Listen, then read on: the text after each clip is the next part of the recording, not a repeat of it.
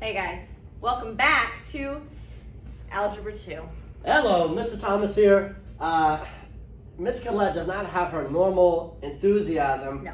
mostly because she feels a little uncomfortable wearing such a beautiful jersey representing the Oklahoma Sooners. My skin burns a little, if anyone's curious. Yes, so the last video you saw her in, she was celebrating and maybe a little prematurely. A little obnoxious, over the top, very Just premature. just a little bit. Very, yeah. OSU's facing of OU in the Bedlam game, so we made a friendly wager that if OU won, she would wear an OU shirt or jersey, and if OSU won, I would. And since she's wearing OU jersey, if you didn't watch the game, OU won. It was very close. No. The first 2 minutes of the game. I know, it was like the Really? first 2 minutes of the game. OU, like, first 3 drives, they scored. But So I'm it trying was to give just, OSU some. I know, some but depth, it so. wasn't even, no.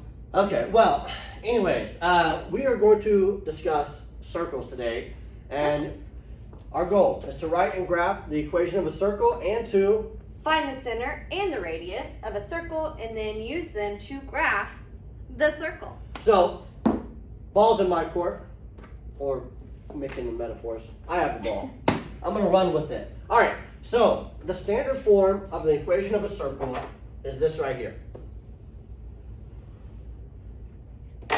where H represents what's going to be on the X plane, and where the K represents what's on the Y plane. The R stands for Radius. radius. And so notice R squared, it's going to be the radius squared. This is a circle, just in case you forgot what circles look like. The radius is halfway across the circle. So, this is an example of a standard form for a circle. Notice we have X, a symbol and a number, Y, a symbol and a number. Both of these are squared, and then we have our 49. So, if we wanted to figure out where is the center of this circle, the center is H, K. And so the way we would work this from standard form is just like all the rules that we've done with graphs in the past. If you see a variable inside parentheses with a number, you drop the number, switch the sign. So on the X would be positive 4, the Y would be negative 2, and then this is where it gets a little tricky. The radius, remember, this is R squared, so the radius would be the square root of 49, which is 7. So, in summary, drop the number and switch the sign of what's in the parentheses for the X and Y to find the center of the circle. Then square root this number to get the radius. All right, Miss Collette, come and show us some more about circles. Wow, look at the athleticism. I mean, wow. And I noticed we're doing circles. It's like O, U. Oh, wow.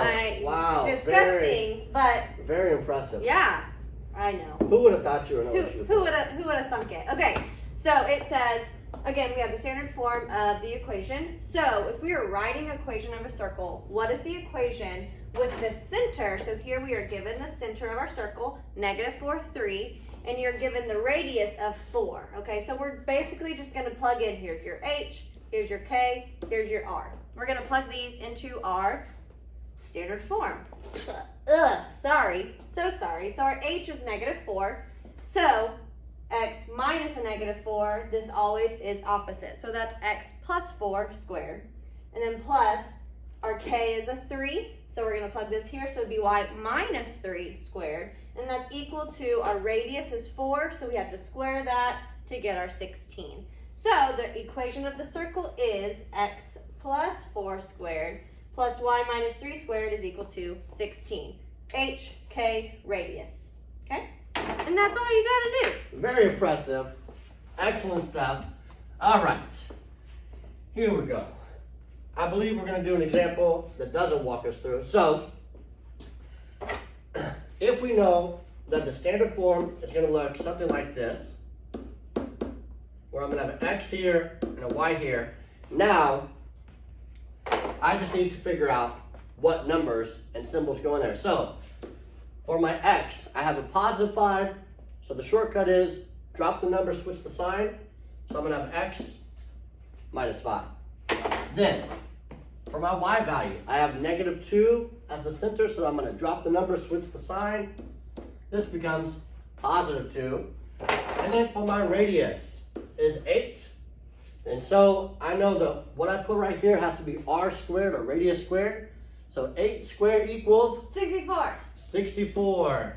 That is correct. And so my answer is x minus 5 squared plus y plus 2 squared equals 64.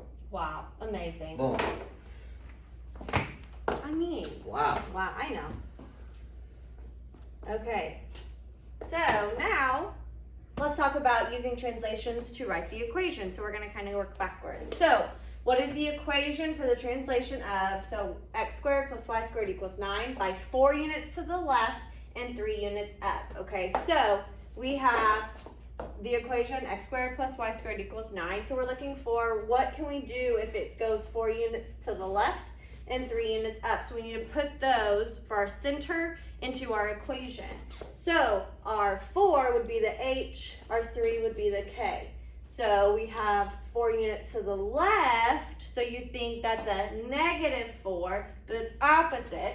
So that would be the x plus 4 squared, and then plus 3 units up, so that's a plus 3, but we drop it, change the sign, so y minus 3 squared, and then is equal to 3 squared. That's how we get our 9. So your radius here is 3. Okay, so your answer would be x plus 4 squared plus y minus 3 squared is equal to 9. And then here would be a visual representation of this graph. So our radius is still 3, that didn't change, but our graph moved to the left 4 and then up 3. So this would be a plus 4 here, plus 3 is a minus 3 here, and then our radius is 3, so it equals 9.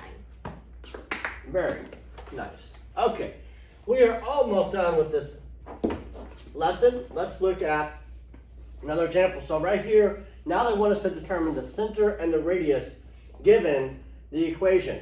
So they walk you through step by step how to do this. We're going to kind of skip some of this.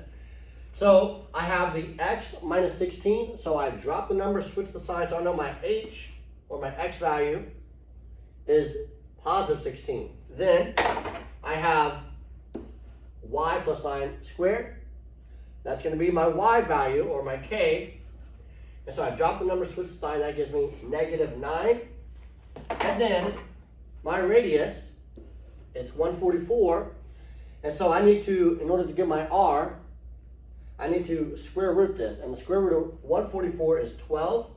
And so my answer would be, the center is at 16, comma, negative 9, and the radius is 12. It is as simple as that. As a reminder, and it's in blue, so that means you need to write this down and you need to know this for sure. Drop the number and switch the sign for what's in the parentheses for x and y to find the center. That's all you got to do. All right.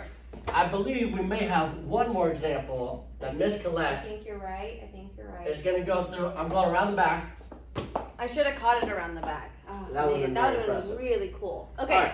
so now we are going to graph using center and radius. So it says, what is the graph of x plus 1 squared plus y minus 3 squared is equal to 25. So we need to find the center and we need to find our radius. So we have your h, we have your k. So we drop the number, switch the sign. So if this is a positive 1, our h is a negative 1.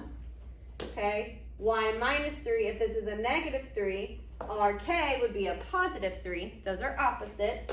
So that coordinate point would be negative 1, comma, 3.